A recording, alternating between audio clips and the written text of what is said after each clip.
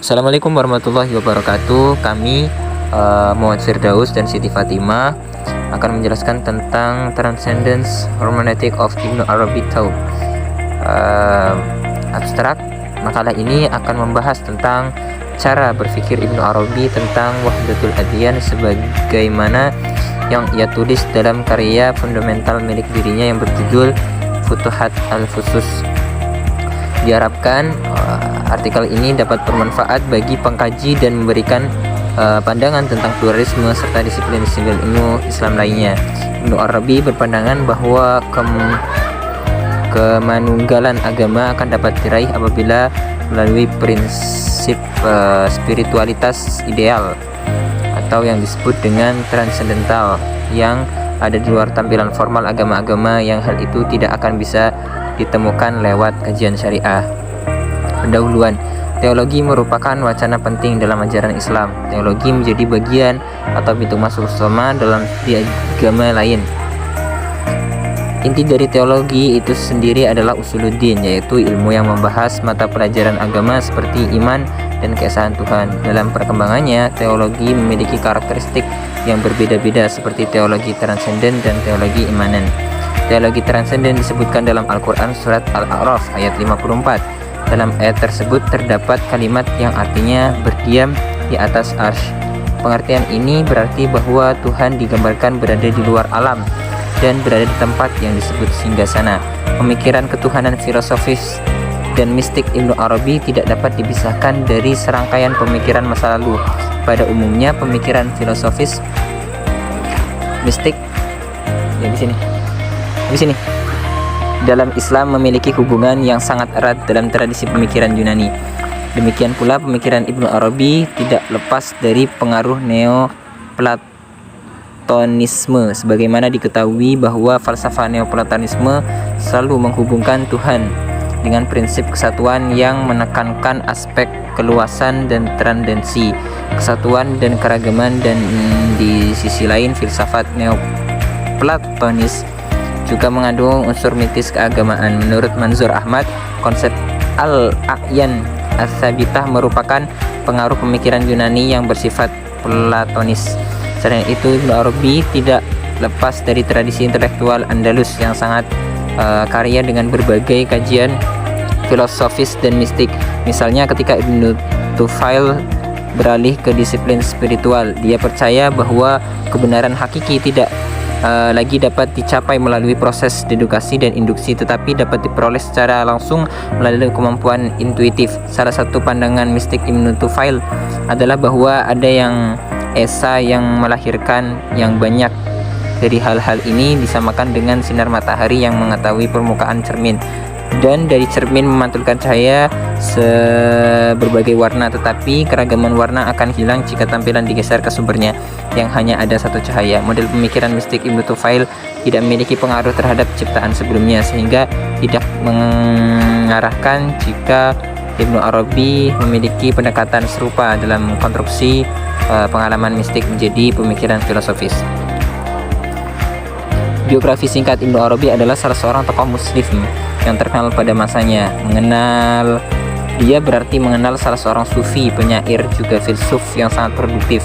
Karya-karyanya juga dapat kita nikmati meskipun jasadnya sudah tiada. Dia lahir di Murcia, Spanyol, bagian tenggara pada tanggal 17 Ramadan 560 Hijriah atau bertepatan pada tanggal 28 Juli 1169 Masehi. Tahun ini adalah tahun di saat salah seorang sufi besar, Syekh Abdul Qadir Jailani, meninggal dunia, yang menyebabkan ada klaim bahwa Ibnu Arabi adalah sosok yang akan menggantikan kedudukan Syekh tersebut dalam hal keilmuan dan kespiritualan yang tidak diragukan lagi. Pemikiran Ibnu Arabi dalam 10 abad terakhir ini menjadi sangat wajar jika ia disandingkan dengan tokoh-tokoh besar muslim seperti Al-Ghazali, dan yang membuat orang-orang menganggapnya adalah imam yang luar biasa karena pendapatnya yang terkadang kontroversi itu dapat diterima oleh Sunni dan Syiah.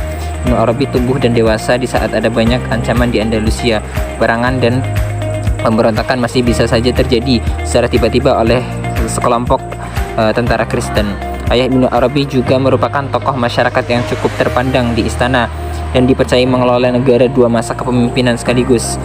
Selain ayahnya, Arabi juga memiliki paman yang juga menjadi penguasa bernama Yahya ibnu Yugon. Lahir dan berada di keluarga terpandang dan berkuasa tidak membuat Ibnu Arabi tertarik dengan jabatan kekuasaan.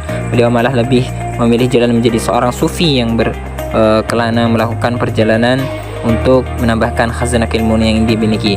Banyak sekali guru-guru yang menguasai ilmu agama kemudian Ibnu Arabi kunjungi dan belajar dengannya. Ibnu Arabi belajar Al-Quran kepada ulama-ulama yang pakar pada bidangnya hingga dia merasa mandiri. Secara intelektual dia menolak untuk taklid kepada guru-gurunya.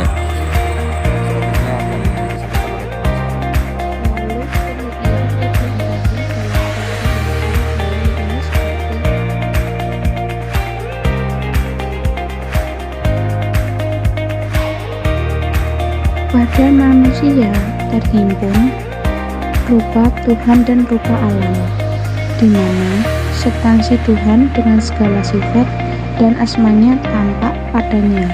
Ada sebuah gagasan yang menyamai Ibnu Arabi, yaitu Al-Ghazali. Terdapat kemiripan dan memberikan contoh tentang manusia, seperti Adam. Adam sebagai manusia yang pertama yang dihidupkan Allah di bumi. Dalam proses penciptanya, Adam sendiri terdapat indikasi bahwasanya Adam adalah makhluk ciptaan Tuhan yang sekaligus perwujudan Tuhan di bumi. Adam sebagai manusia tentunya tidak mampu berbuat apapun tanpa dibantu dengan kekuatan lain atau kekuatan Tuhan yang ada dalam dirinya. Oleh karena itulah Adam mampu dipercaya oleh Allah sebagai wakilnya di bumi. Ketika manusia memiliki kesadaran atas seluruh bentuk wujudnya, maka ia akan mencerminkan alam ini dan akan kembali mencerminkan kembali kepada bentuk asalnya. Sebagaimana bentuk Adam sebelum diturunkan di bumi, kehendak dan pengetahuannya tidak ada yang benar-benar sempurna sebagai hamba Allah. Walaupun demikian, tidak semua makhluk ciptaan Tuhan dapat diklaim sebagai manusia sempurna, karena hal itu membutuhkan proses terutama dalam usaha mencapai kesadaran diri bahwa keberadaannya adalah sebagai manifestasi Tuhan.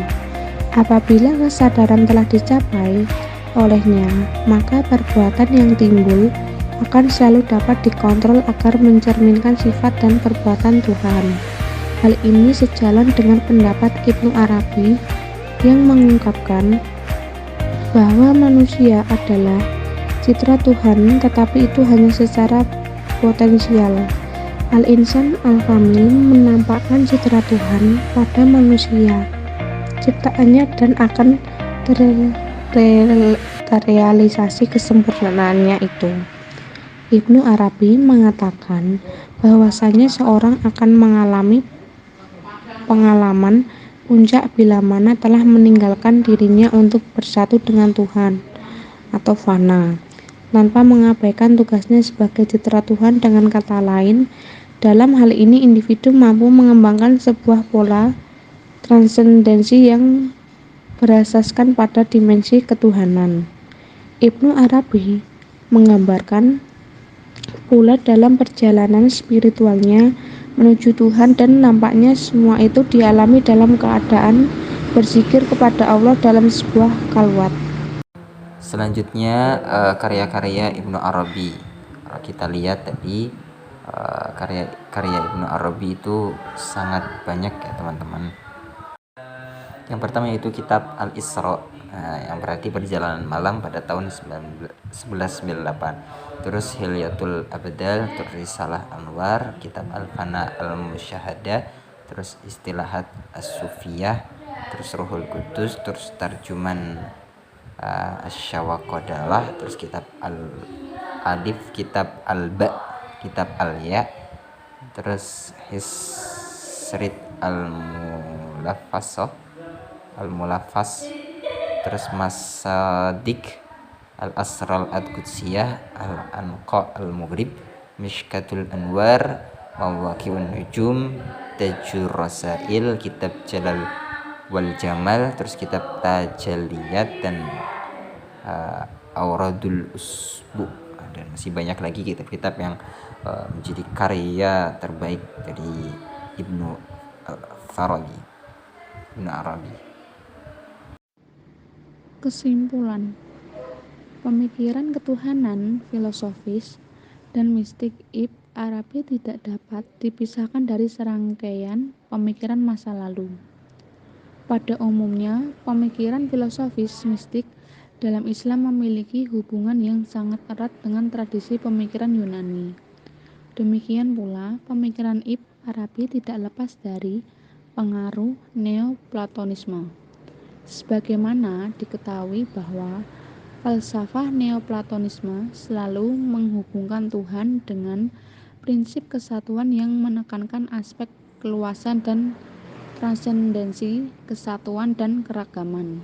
Dan di sisi lain, filsafat Neoplatonis juga mengandung unsur mistis keagamaan menurut Mansur Ahmad. Konsep al-ayan al-sabiyah merupakan pengaruh pemikiran Yunani yang jelas bersifat platonik. Ibnu Arabi mengatakan bahwasanya seorang akan mengalami pengalaman puncak bila mana telah meninggalkan dirinya untuk bersatu dengan Tuhan, tanpa mengabaikan tugasnya sebagai citra Tuhan. Dengan kata lain, dalam hal ini individu mampu mengembangkan sebuah pola transendensi yang berasaskan pada dimensi dari kelompok kami. Mohon jika ada kesalahan atau keliruan, mohon dimaafkan. Terima kasih. Wassalamualaikum warahmatullahi wabarakatuh.